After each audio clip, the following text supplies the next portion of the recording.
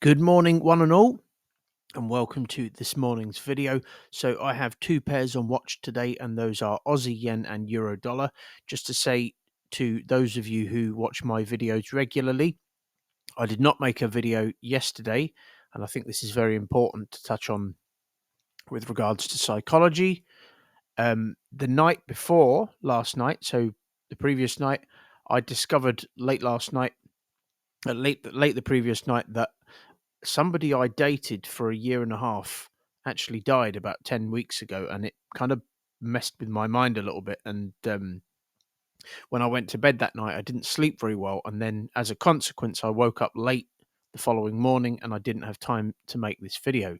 So it just goes to show that sleep is a very important part of trading, and what you're thinking about before you go to bed can have a significant impact on your sleep, which then has a knock-on effect with your processes, routines, trading, etc. So and as those of you who watch my videos regularly will know, I've lost, I think it's 3 people to cancer in the last since 2018. I lost a friend on New Year's Eve to cancer, and apparently I found out last night that this person that I dated for a year and a half also died of cancer about 10 weeks ago. So kind of, we're all human at the end of the day. I'm very, very strong psychologically, but at the end of the day, we're all human, and, we're not immune to these things, and they can have an impact on your trading. Okay. But the reason that I'm able to make these videos and trade and speak with such positivity and such confidence is because I've done a hell of a lot of work on my psychology, and I don't think that things that happen in my life happen to me, they just happen for me. Okay, very, very important to think about the language you use. Things are not happening to you.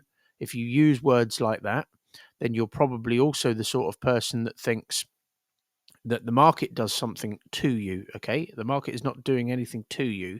The market is just doing what it's doing, and life is just doing what life is doing. Okay, and it's just for us to respond to it in a positive manner. If we don't respond to life in a positive manner, then we'll likely not respond to our trades in a positive manner, and then that's where the downfall happens and where people end up in significant amounts of drawdown. Yet people still think it's because they have a lack of technical skills after many years trading. Anyway, I'm going to get onto today's pairs before I go down too much of a rabbit hole, but just wanted to touch on that and the importance of psychology. So Aussie yen is my favorite of the bunch today, and you can see on the higher time frames the things that stand out to me straight away. Okay, I've been doing this for a little while now. The things that stand out to me straight away is that we have a high here which near misses to this high, which just so happened to be a sharp move, a very sharp move up followed by a sharp move down. So it is likely, especially as we have retraced, if we just measured this move from here to here, if we've retraced like where we are now about 80% of that 75-80%. So it is likely that at some point we will come up to take out this high, which this high near missed to, and this take out this high, which this high near missed to, because all of these moves are sharp, which implies that there's likely liquidity there. However, that doesn't mean that we have a near miss down here to here. Not concerned about that. We will likely at some point take out these highs, and then perhaps, who knows, then start to move down to the downside to take out this low, which this low near miss to, which will give us this kind of structure where this becomes the middle section. Okay, but in the meantime, I certainly wouldn't be looking to capitalize on that move. That would you'd be holding that for a very long time, I think. But what we can do is potentially capitalize, because we have a sharp move up here followed by a sharp move down. And I like the fact that this is some significant distance, given that this is a weekly chart, some significant distance away from here in terms of pip range.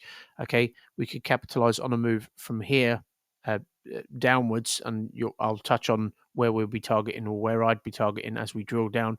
We could certainly capitalize on a move like that in the meantime. Okay, so let's just zoom in to this. There's a difference between being too zoomed in on the higher time frames and just zooming in on the higher time frames. Okay, now what we can see here, or what I can see, what stands out to me, is we have a sharp move here. We have a significant high where there was a sharp move up, which caused a big sell-off, suggesting that there's a lot of liquidity here. Okay.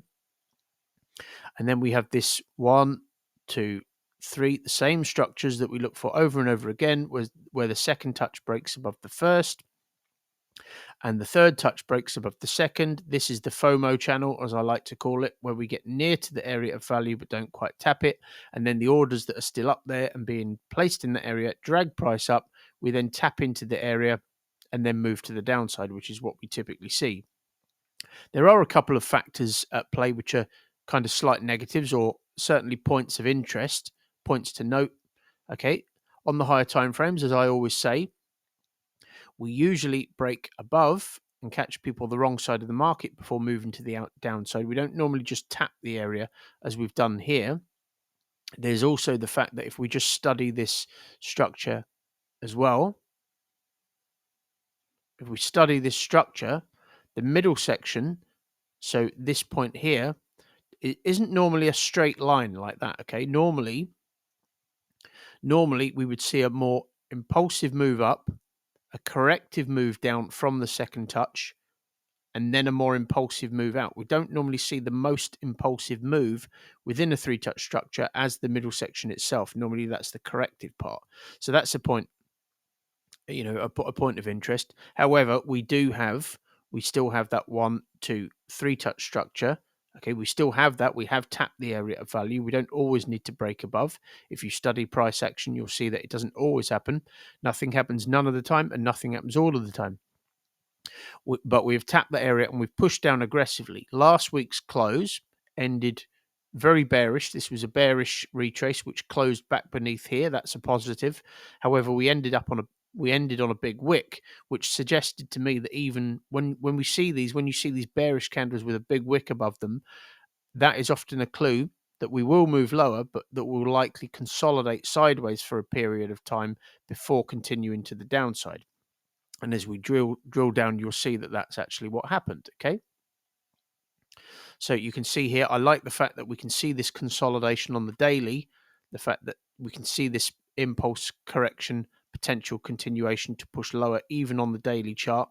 And you can see of this move up here, this was exhaustive price action. Look at these low momentum candles. That gives me a clue that the price is likely to reverse, which it did. I like the fact that this move down was more impulsive than the move up. If you look at how many candles it took to move to the downside, there's 4 candles there. There's a joke in there for those of you of a certain age. 4 candles. You won't remember that if you're in your 20s, what I'm talking about. But anyway, I digress. Look at how many candles this took to reach that area. So this was a more impulsive move down than the move up. I like that. If we just measure this move, okay, from here to here, and we assume that the leg out of the correction is of a similar length, that would actually take us all the way down to here, okay, which is also good, which means that we may not just hit this low, we may break straight through it, which would be good if we were looking for a move to the downside. Okay, I like the fact that. So I asked myself, am I well positioned on the higher time frames for a move to the downside? Yes, I'm well positioned. We're trading back beneath here. We're even below this inflection point, looking for that impulse correction continuation. The positioning's good. Is the lower time frame positioning good? Yes.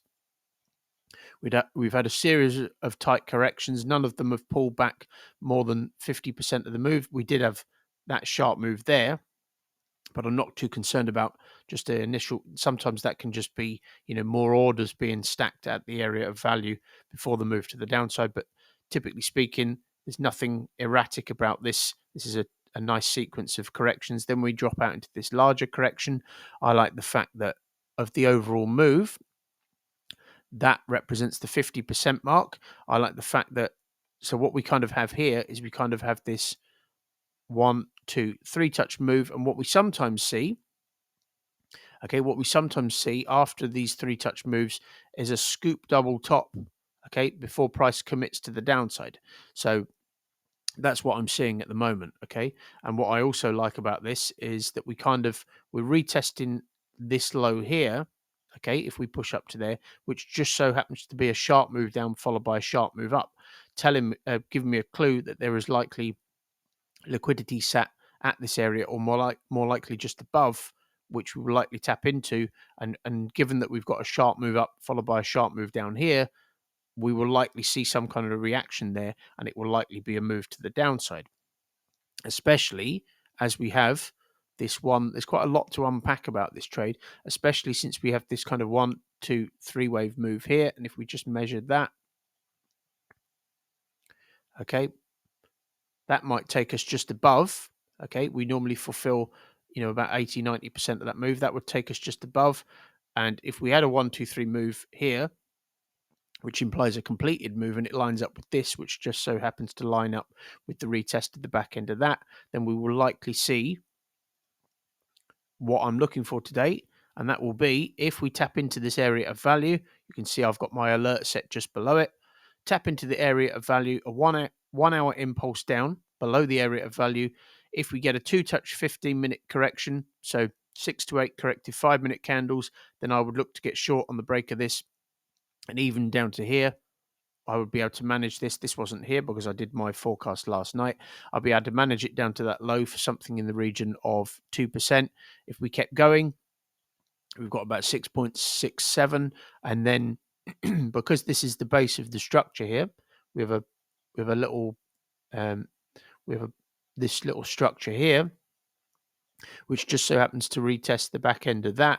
That is where, especially given that it's visible on the daily chart as well, I believe. Yeah, we have that kind of low, which is visible on the daily chart. Even if price was to keep going there, that is where I would anticipate some profit taking. So what I would do is I would measure from range to range. So where we broke the higher time frame structure, and I would measure that from there to there, and I would set a take profit, because the 90% mark is often where we pull back deeply. I would set a take profit there, while actually thinking about it, I would actually measure, because the range we're actually playing, if we're playing that tight flag, we're playing this range. So I would actually set a take profit there. That makes more sense because this is a larger structure. We would be playing the tight flag within the larger structure. So therefore the range would be from there to there. I would set a take profit there whilst trailing my stops. And then we would have something in the region of 8%. Okay. And And of course, if we got the 15-minute flag, so 6 to 8 corrective 15-minute candles instead, then I would look for the reduced risk entry on the break. And if we got the two bottoms, then I would also be looking for the risk entry within it. Like that, my stop loss would still be 10 pips because that's the minimum that we go to. And that's what I'm going to be looking for today. If the alert does not trigger, no trade for me. So I'm going to speed up a little bit just to get euro dollar in. I don't think that euro dollar is going to be ready by the end of the day, but we shall see. Okay, I'm just keeping it on watch just kind of loosely, but just because I don't have anything else on watch at the moment. So what we have here is we have this on the higher time frames. We have the last exchange of liquidity there. We tap into it, break just below, move to the upside. So no need for us to come down here at the moment. On the higher degree, I'm seeing this as an impulse correction, potential continuation to push higher. Okay. You can see that we tapped into this exchange of liquidity where there was a sharp sell-off by way of a reversal structure. We then break below all of these near misses, which near miss to this low. Okay, we break below that low and push to the upside. So no need for us to come all the way down to here at the moment because this is a washout of all of the liquidity that was sat at these lows. You can see that we are getting momentum on the weekly chart. If the candle was to close like that by the end of today, given that it's Friday as I speak, it would likely be the case that we're moving higher to perhaps tap into this consolidation there. You can see that green candle there. You can see as I drill down that we have this exchange of liquidity there. We near miss to it. We break above, push to the downside. We tap below this low. Okay, we tap to it, move up correctively, giving me a clue that there's still orders underneath there that price will need to tap into before we can move to the upside. That's what happens. We do have a near miss to here, which is partly why this is lower on the list. So we could be seeing a move up to here to then take out that low to give us this kind of 3-touch structure, and then who knows, potentially we move up from there to give us this kind of structure, and then this becomes the middle section. Okay, so this is the picture. I'm building the picture. Okay, you can see that we've retraced over. We've retraced like 80% of this move now, suggesting that we're moving to the upside. There's another key detail, right? I know that many people were looking to short euro dollar, but one key detail that I've observed, we never know exactly what's going to happen. When you get, if this was just a solid bullish candle, this would be more likely, given that we have a kind of bit of a near miss to there, that we'd be moving to the downside. Okay, but when you have these daily closes like this, where they're solid bodied, there's almost no wick above them, but there's a big wick to the downside. What that implies by definition is that during yesterday, price opened here. Okay, this is what a green candle like this means. Price opened here. It grabbed a load of liquidity there, which sent it to the upside. Okay, if this was just solid bodied, this could have been just more a gradual climb like that. But when we open here, price wicks to the downside and then moves to the upside. It suggests that it grabbed a load of liquidity here, which would send it to the upside. And in my opinion and experience, these candles with a massive wick, big solid bodied green candles with a massive wick above them, have usually grabbed enough liquidity to send them higher. Okay, and the clue for that is not just that candle close, is that look what's happened. What are we doing? We're consolidating. Look how much momentum we've got here. We're consolidating. We've consolidated for 4, 8, nearly if this closes at 10 o'clock, this would be 16 hours of consolidation above what is supposedly an area of value for a sell, right? Where there was a sharp move and a sharp move down. When we have those sharp moves, we generally just don't react. We don't normally consolidate above it for 16 hours. And that's given me a clue that there was not enough liquidity here to send price to the downside, which means the other clue is that if we just zoom in, if I just look at this on the 15-minute chart, price has also left a footprint. There's a little sharp move down there followed by a sharp move up, which is giving me a clue that this is just a bull flag, especially because of that daily close. This is giving me a clue that this is just a bull flag to push higher, and that we will likely get something like this, which is proportionate to the move up which has preceded it. So what I'll be looking for from this pair is if we get a 3-touch 1 hour continuation or a 2-touch 1 hour continuation with a 3-touch structural approach. So we got either this, or there was a low there followed by a 1, 2, 3 leading into it. Then I would look to get long with a risk entry, and this would just be a simple, because we have a sharp move. If we just zoom out there, this would just be a simple range play for me from here to here, and I would just set a take profit literally at that area or just before it. I would use the range from there to there, and I would set a take profit, and that would be about 5%, something like that, 5.4. Okay, so that's what I'm going to be looking for. As I said, I don't think that's going to be ready by the end of the day, but the market does not care what we think. Okay. And if we just flip to the DXY ever so quickly, if you just look at this, yes, we're at these lows where many people may be looking for, buys, but just this is, to some respects, this is what I call trying to catch a falling knife. So the DXY is the dollar index. It's the inverse of euro dollar. It's weighted, I think, 57 point something percent against euro dollar. So this is made up, the DXY's price action is made up, 57% of the price action is made up by what the dollar is doing against the euro. And if we just look here, we've got very bearish momentum there. And on the flip side, we don't kind of have a wick so much as we do with euro dollar, but if we just look at this, you can see once again that we're kind of consolidating. Look how we've pushed up from that area. Okay, we haven't really reacted from a very sharp move, and we also have that footprint here.